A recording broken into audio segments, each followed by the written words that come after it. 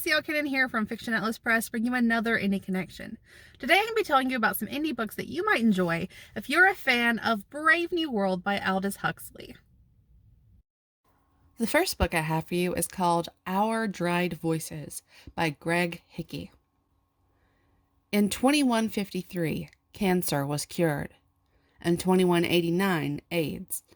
And in 2235, the last members of the human race traveled to a distant planet to begin the next chapter of humanity.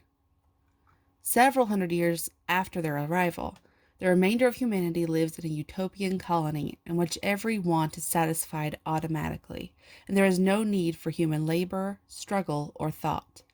But when the machines that regulate the colony begin to malfunction, the colonists are faced with a test for the first time in their existence. With the lives of the colonists at stake, it is left to a bright young man named Samuel to repair these breakdowns and save the colony. Aided by his determined friend Penny, Samuel rises to meet each challenge, but he soon discovers a mysterious group of people behind each of these problems, and he must somehow find and defeat these saboteurs in order to rescue humanity.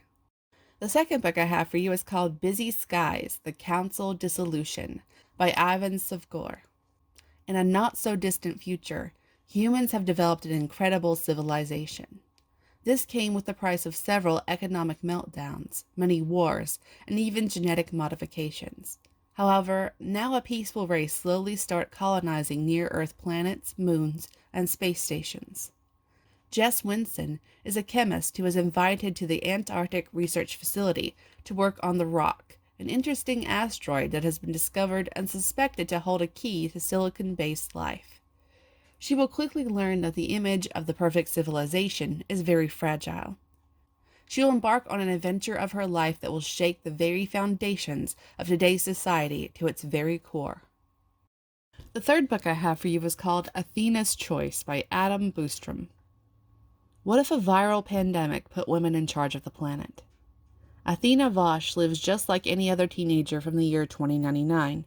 She watches reality shows with her friends, eats well, and occasionally wonders to herself, what would life be like if men were still alive? It has been almost 50 years since an experimental virus accidentally killed all the men on Earth. However, a controversial project is currently underway to bring men back. There's just one catch.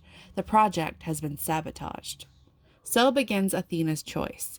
When the police of 2099 are tasked with finding the saboteur, they receive a mysterious command to investigate the otherwise innocuous Athena Vosh.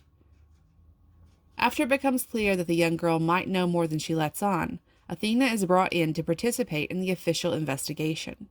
Simultaneously, the girl begins to experience a series of cryptic dreams, featuring a ruined library and an old book containing the saboteur's true identity. As the police close in on their prize, Athena finds herself on a journey of her own.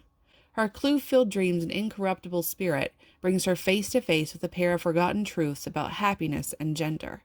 The world waits to see if men will return, as Athena fights a separate battle, culminating in the choice that will define her and others' lives forever. And the last book I have for you is called Sofia and the Utopian Machine by Judith Huang. Sofia is an ordinary schoolgirl living in future Singapore, where the population is divided into 3 social strata. When she inadvertently unlocks the gateway to a new world, she realizes she must escape the government's radar. She ventures into the lowest rung of society, the Voids, and meets with the eccentric Uncle Kirk and the resourceful Father Lang. While on the run, she learns why her father disappeared 7 years ago, and why the new world exists in the first place. Okay, that's all for me this week. I'll see you next week on the Indie Connection. Bye.